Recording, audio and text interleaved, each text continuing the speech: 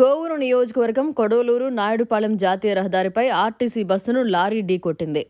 హైదరాబాద్ నుండి తిరుపతి వెళ్తున్న ఆర్టీసీ బస్సులో 15 మంది ప్రయాణికులు ప్రయాణిస్తుండగా తిరుపతి వెళ్తున్న ఆర్టీసీ బస్సును లారీ ఢీకొట్టింది. ఒక మహిళకు తీవ్ర గాయాలైనట్లు తెలుస్తోంది. గాయపడిన మహిళను 108 ద్వారా ప్రభుత్వ వైద్యశాలకు తరలించారు.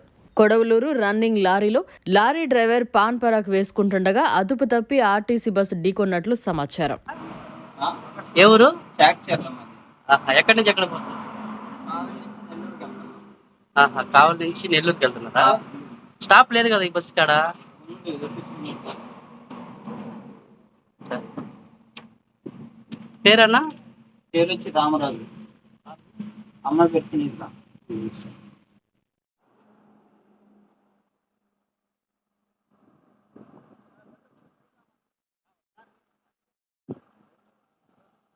మరిన్ని అప్డేట్స్ కోసం మన HN9 టీవీ ఛానల్ని సబ్స్క్రైబ్ చేసుకోండి.